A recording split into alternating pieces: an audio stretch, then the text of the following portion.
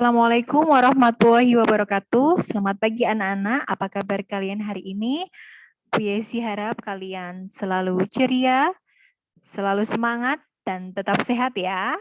Nah, hari ini kita akan belajar tema 1 organ gerak hewan dan manusia, subtema 1 organ gerak hewan, pembelajaran 3. Kalian bisa buka halaman 20 sampai 30 ya.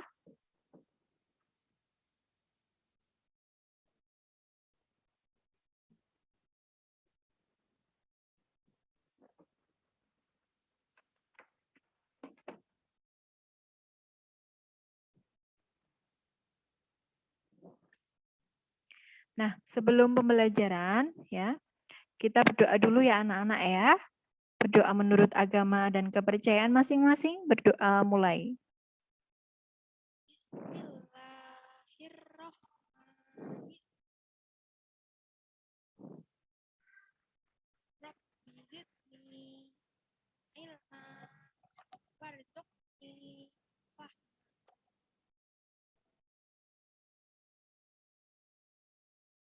Artinya,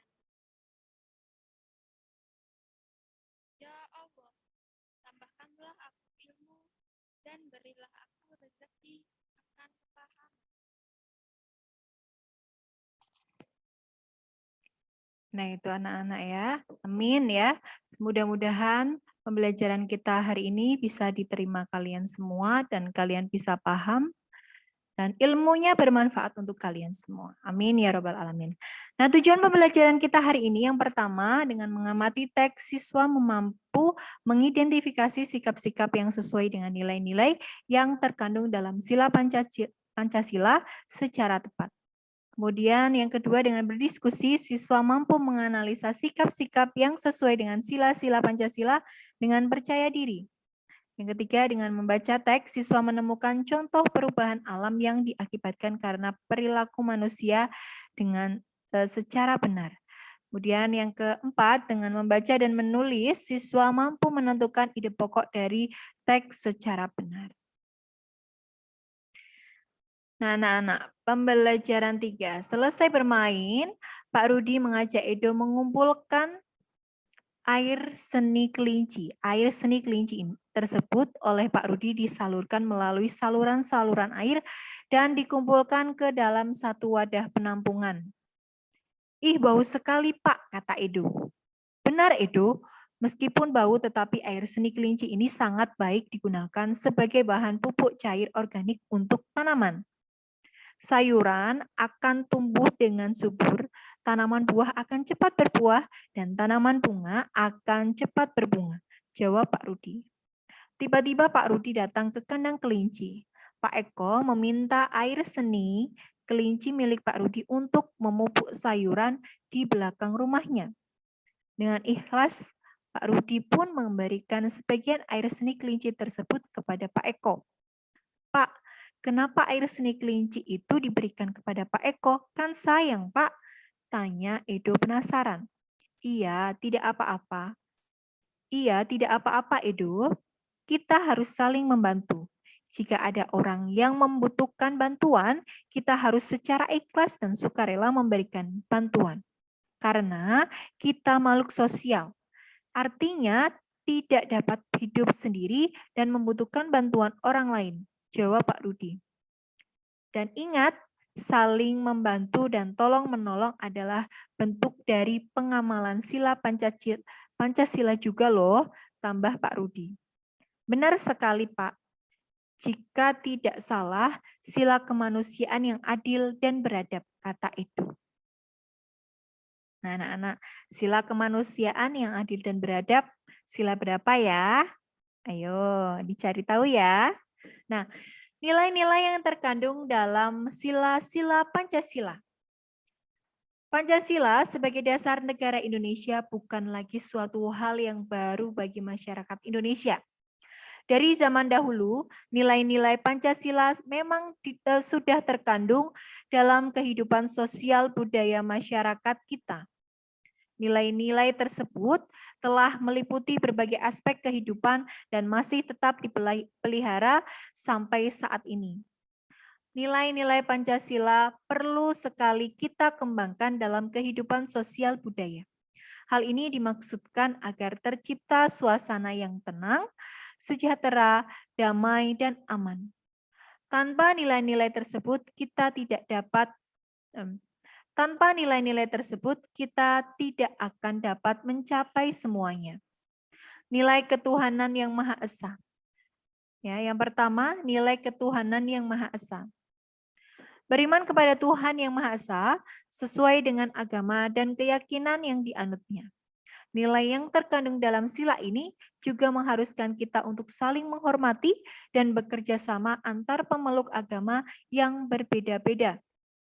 Kita tidak boleh memaksakan suatu agama atau kepercayaan kepada orang lain.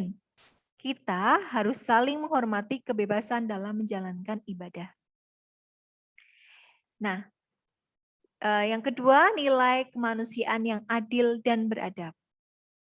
Setiap warga negara hendaklah mengakui persamaan derajat, persamaan kewajiban antara sesama manusia sebagai asas kebersamaan bangsa Indonesia, dan persamaan hak.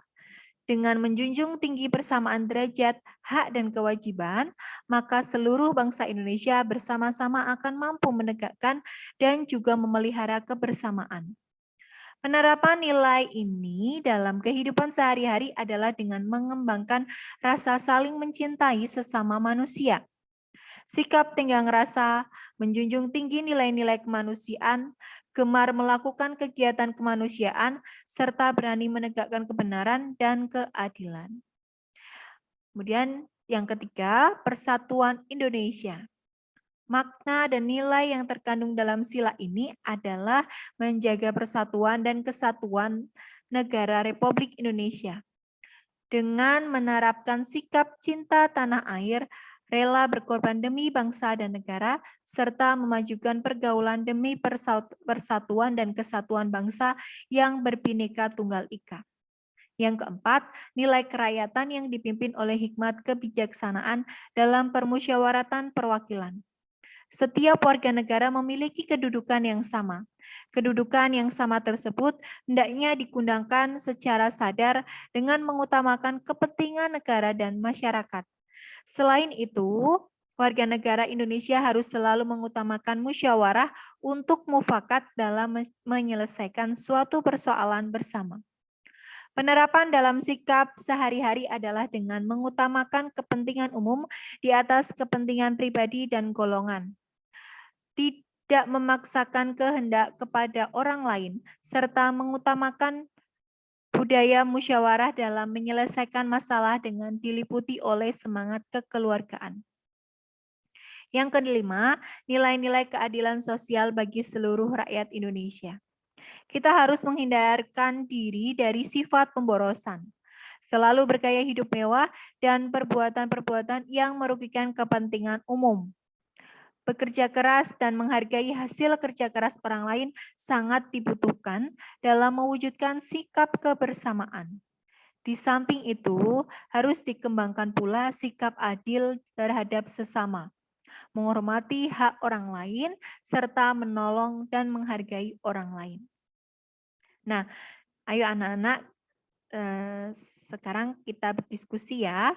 Kalian silakan bisa berdiskusi di rumah temannya atau kalian juga bisa buat sendiri secara mandiri, tidak apa-apa. Diskusikan dengan teman sebangkumu mengenai sikap-sikap atau perilaku yang sesuai dengan nilai-nilai yang terkandung dalam sila-sila Pancasila. Berikan tanda centang pada kolom yang sesuai ya. Ini contoh yang pertama ya, perilaku sikap gotong royong itu sesuai dengan sila keberapa? Silakan kalian bisa centang di sini ya. Ya. Yang pertama atau yang kedua atau yang ketiga atau yang keempat atau yang kelima. Nah, ini ada 5 ya. Yang kedua, sikap rajin beribadah ya. Kemudian yang ketiga, melaksanakan hasil keputusan musyawarah secara bertanggung jawab. Itu sesuai dengan sila keberapa? Yang keempat, tidak membeda-bedakan antara yang kaya dengan yang miskin. Itu sesuai dengan sila berapa? Dan yang kelima, memberikan kesempatan kepada orang tua untuk duduk ketika di angkutan umum. Itu sesuai dengan sila keberapa? Silakan kalian buat tabel seperti ini ya anak-anak ya. Kemudian kalian ini tabelnya ditulis di buku tulis tema 1 masing-masing ya. Kemudian kalian isi sesuai dengan sila keberapa. Ini tugas pertama. Nah, tugas yang kedua, tuliskan sikap-sikap dalam kehidupan sehari-hari yang sesuai dengan nilai-nilai yang terkandung dalam sila-sila Pancasila. Di bacaan sebelumnya, di situ sudah ada sikap yang sesuainya. Silakan kalian tinggal salin saja ya. Bintang itu lambang sila pertama. Rantai itu lambang sila kedua. Kemudian pohon beringin itu lambang sila ketiga. Kepala banteng itu lambang sila keempat. Kemudian padi dan kapas lambang sila kelima. Sikap yang sesuainya sudah ada pada bacaan sebelumnya. Silahkan dibuat ya. Itu tugas yang kedua. Nah, kemudian tugas yang ketiga. Peta kondisi geografis negara Indonesia. Berdasarkan pada peta di atas, diskusikan dengan temanmu mengenai luas dan letak negara Indonesia. Tuliskan hasil diskusimu pada kolom berikut. Jadi kalian cari tahu ini dari peta ini luasnya berapa, letak wilayah Indonesia berdasarkan peta itu berapa ya?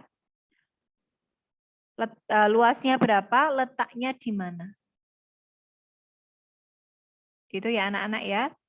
Luasnya berapa, kemudian terletak di, kalau luas biasanya berapa kilometer persegi ya. Kalau letaknya apa? Bujur timur, titik-titik bujur timur sampai bujur barat. Atau dari titik-titik berapa lintang utara sampai lintang selatan. Misalnya seperti itu ya. Silakan kalian bisa cari, bisa lihat melalui peta atau kalian bisa cari di buku juga boleh ya. Nah, itu tugasnya 3 saja. Tugas yang keempat harusnya ada ide pokok. Tapi ide pokok kalian kemarin sudah membuat, jadi hari ini tidak usah membuat ide pokok ya. Itu ya anak-anak ya tugasnya, tugas 1, tugas 2, tugas 3. Semangat belajar anak-anak, semua tugas dicatat di buku tulis tema 1. Selamat mengerjakan ya. Nah, untuk mengakhiri pembelajaran kita hari ini, mari kita berdoa dulu ya.